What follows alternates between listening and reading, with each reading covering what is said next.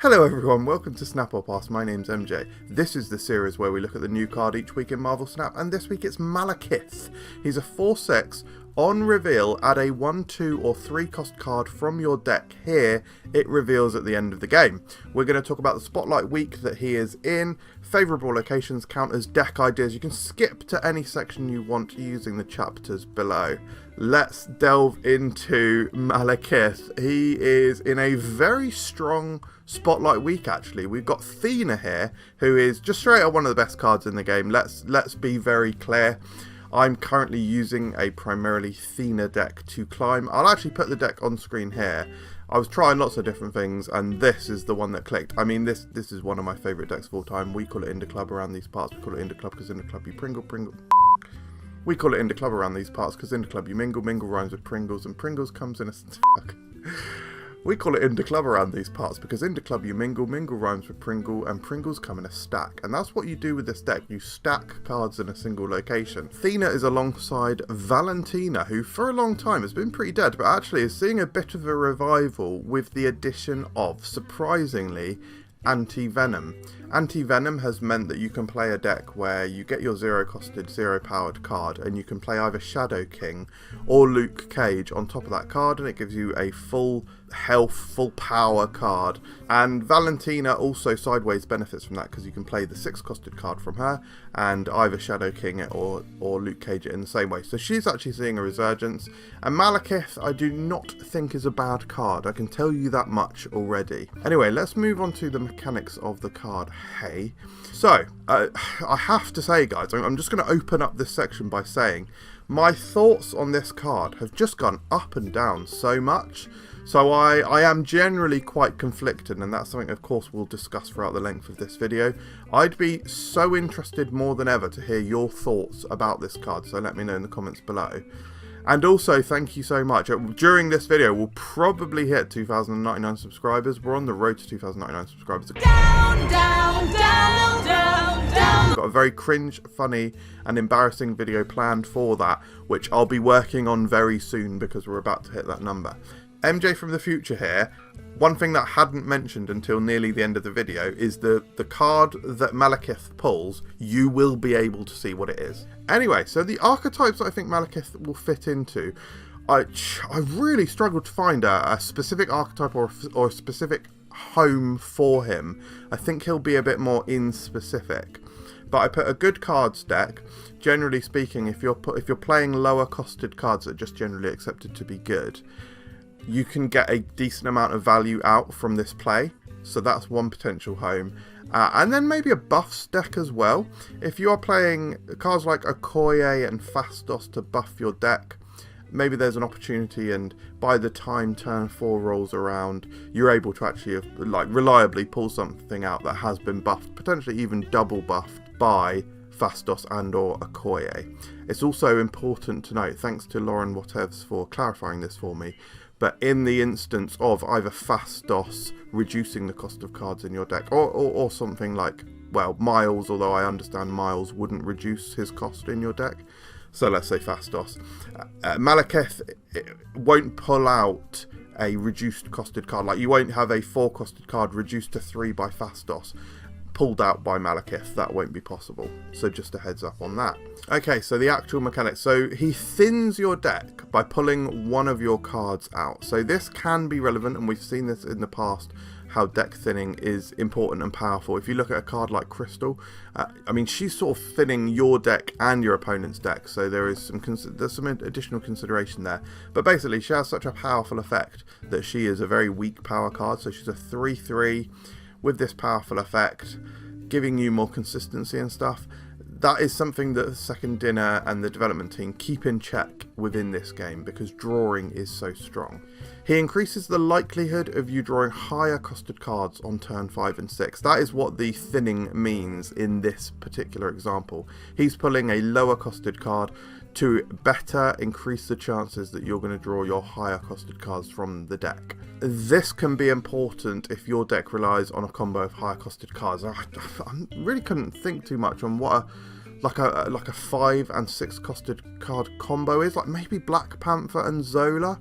Maybe that leads into the sort of buffs style deck that we've been discussing. Conflicting to that, or conversely, you wouldn't necessarily want to pull out something like a Fastos or an Okoye and have that card be the card that Malekith pulls. So there's lots of considerations there. Anyway, pros. Being able to more reliably draw your powerful cards can be extremely impactful. If you do have that higher turn combo, maybe something like a Tribunal and an Iron Man, ensuring that you get those cards can mean the difference between winning or losing your game. So, sorry, had to cut out a bit where I burped. I've got the morning burps, the morning gas is coming from it. No, stop it already, this is weird. He may feel better with reactive cards instead of proactive cards. What I mean by this is cards like Zabu, and maybe Silver Sable as well a little bit.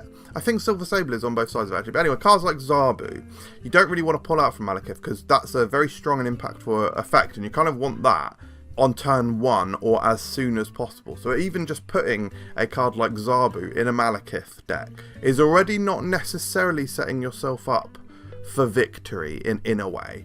And I think cards like Electra, where they do something at the end of the game, that could actually be quite good with Malekith. If you play Malekith on a location where they've got a 1-costed card and you have a chance at pulling that Electra, that is actually going to be really interesting. And I think just using Electra as an example, this is maybe like one of the best things that's happened to Electra in a while. Now, I'm not saying that that is actually good, but it is a thing, and it's potentially very high value power output basically. So for example, if you pull Gladiator with Malekith, the total power is 414, so that's way higher than something like even a Cull Obsidian or a Crossbones, which have got these huge restrictions on where you're able to play them. Cons. Comparisons to America Chavez are ill-placed. America Chavez affected every draw of your game. Malekith, if you draw him, will only affect the final 2 turns of your game. So think about this, right? Yeah, America Chavez, the old style America Chavez, if you didn't play the game at that point, basically, you couldn't draw her on any turn of the game, and then you were guaranteed to draw her on the final turn, which basically meant for 5 turns of the game, you were playing with an 11-card deck. So it increased the chances that you were going to draw every other card on, excuse me, on every other turn of the game, which is extremely powerful, extremely impactful, giving you so much more consistency to your deck. And it was particularly potent for decks like Apocalypse, which had this really interesting interaction with America Chavez. Malekith isn't that. Malekith will do something that you can't even control on turn 4 and improve your draw for the final 2 turns of the game. This could be at a point where you've already drawn your higher costed cards, and actually the lower costed cards, maybe there were cards like Zabu and they had more impact if you were to draw them sooner. So really, how much do you need to play into Malekith? This is going to be a really interesting aspect to him. Card abilities like Silver Surfer and Spectrum might feel bad because you want the board-wide effects to hit the card hidden by Malekith, and it's also quite unlikely that that card that he draws is going to be Silver Surfer himself, or that kind of thing. So yeah, in these kind of buff style decks where you're buffing everything on your board, or maybe it's like a... I don't know, I was about to use a bad example, which I'll actually use as a good example of a card that could work well with Malekith. Anyway, as I was saying, guys, let's talk about Silver Surfer deck. If you do have the Silver Surfer deck and you're pulling like a 3-costed card, that is a card, unless it's Silver Surfer himself, that is a card that isn't going to get the +2 from Silver Surfer. So yeah, there's weird stuff like that I'm not quite sure is going to work with Malekith, and thus that might make deck building quite restrictive. So yeah, really not 100% sure on all of these things, but we'll see how it shakes out. Let's talk about some locations, because actually, to be fair, there's a lot of decent locations for Malekith. TVA, the game is going to end quickly and you're essentially sort of playing an extra card. Now, Malekith is a 4/6, you're pulling out something that is probably at least 2 power, and probably at most, usually 5 power. So it's between what, like a 4/7 in stats and a 4/11. So somewhere between like an Anti-Venom or Stegron and basically a Cull Obsidian. So pretty good for a TVA game. You've got the destroy locations like Altar of Death and Death's Domain, where Malekith can naturally reach into. Kamal. Oh, that makes me sad about the election, actually, I can't say that. Kamartage. Kamartage is particularly good because not only will you pull 2 things, but those 2 things that you pull will probably double proc themselves, so that'll be quite interesting. Quantum Tunnel is a very interesting one. You play Malekith into Quantum Tunnel, you pull something cheap out, and then that increases the chances that you'll actually swap Malekith for one of your higher costed cards. So that's really nice. Mojo World is very nice because, unlike with Killmonger, I rarely play 1 costed cards into Mojo World because of that fear of Killmonger, whereas you'll be able to play Malekith into Mojo World rather bloody confidently. And Kiln, similar really to TVA. And Jotunheim, fuck me. Sorry. That's one of my latest catchphrases. Obviously I did I bleep it? I probably had to bleep it, realistically. Alright, Jotunheim is actually quite interesting because, yeah, it can oftentimes feel bad to play in Jotunheim, obviously, especially multiple things, because your power just keeps ticking down, whereas Malekith allows you to get something full power in there, which is kind of interesting. Of course, Malekith himself is going to tick down 1, but you're committing extra power there without getting the loss, and actually, after each turn, will the card that Malekith plays there get revealed after the power ticks down? I'm not sure. And then a bad location is Savage Land, just absolute write-off, basically impossible for you to play Malekith there. Fine. So, counters. Let's talk about the counters. I'm not doing that again.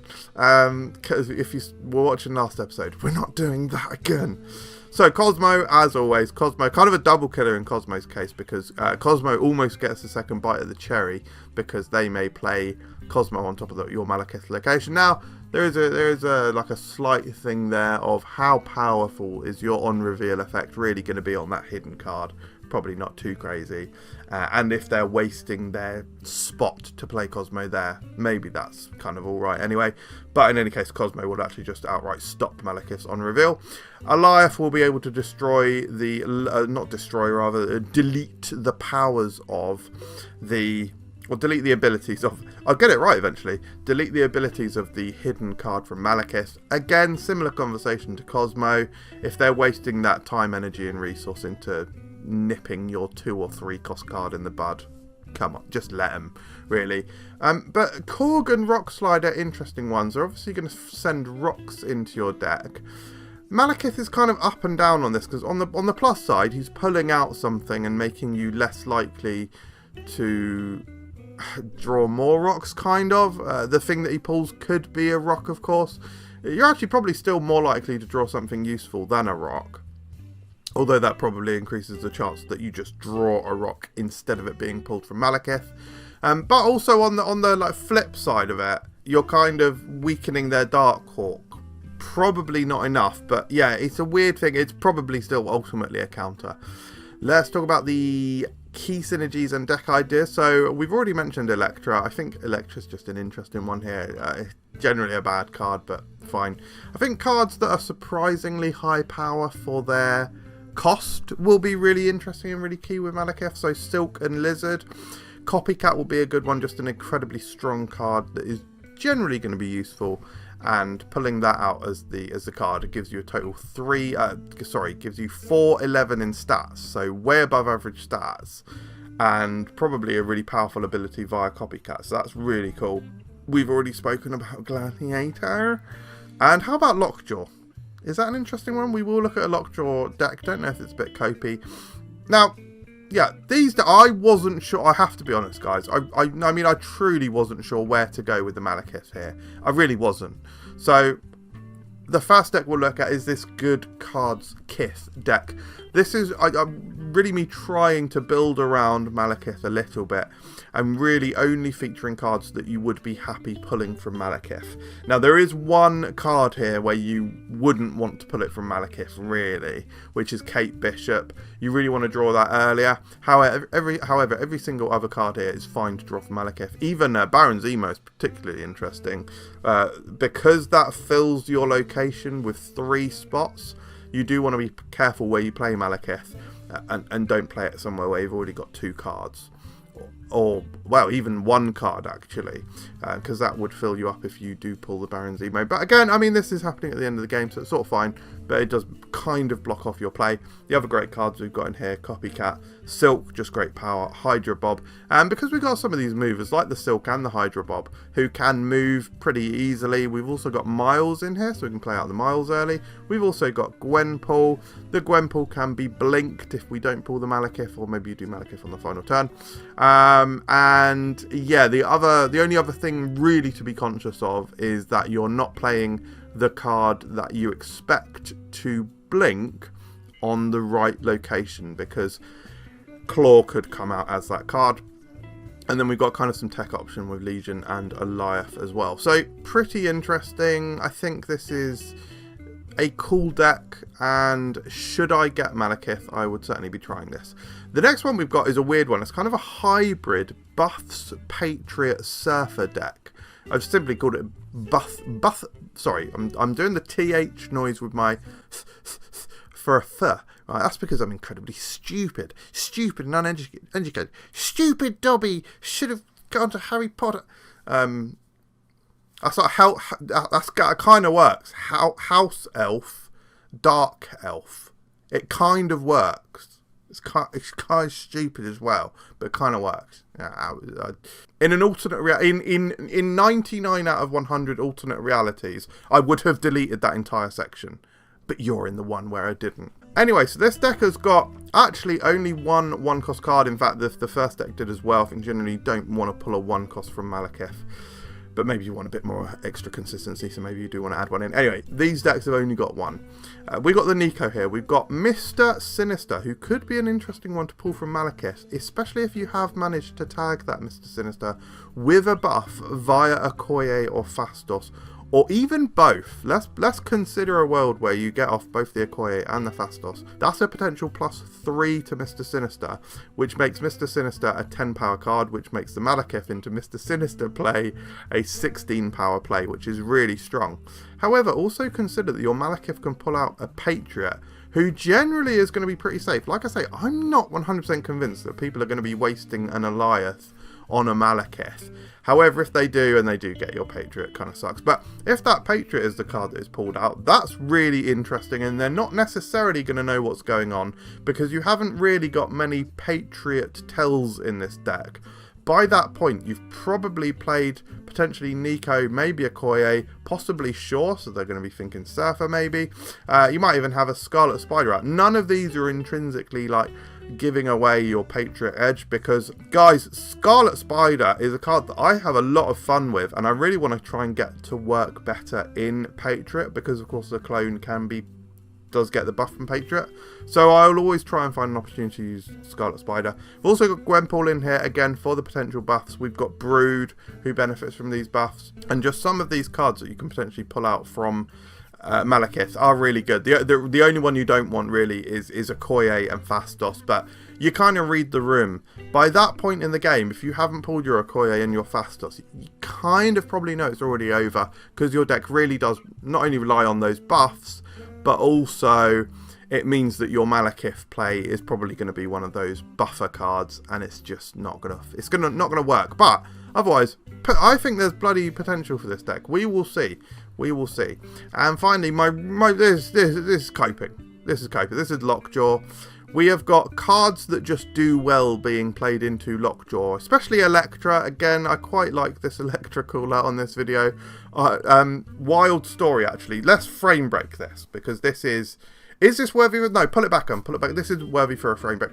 No, maybe it is. No, let's frame break. Let's frame break. I have wanted this variant of Electra for so long, like pretty much 18 months. I have been waiting for this to come up into my shop. It never did. However, a couple of weeks ago, I got it from a random mystery variant, and I was like, I could not believe it. So I've got this Electra that I've wanted for 18 months, and now I don't know where to play her. So it kind of sucks. But anyway, so she'll be good into Lockjaw. You've got other cards that are good into Lockjaw, like Sable, kind of Hawkeye as well, probably. But also cards that you want to get out of Lockjaw. So we've got our movers like Jeff and Nocturne and Vision. So we want to move those things out. And then we've got like White Tiger as well. So let's consider the Malekith factor of this. You may be pulling out stuff like Speed or Copycat, hopefully. Nocturne isn't like the worst thing to pull out. Electra's fine to pull out. Even Silver Sable. I said it's not a good one to pull out earlier, but actually you do still get at least the 1/3 out of it. So it's really not bad. The ones you don't really want from Malekith here, probably Jeff and Hawkeye Kate Bishop, really.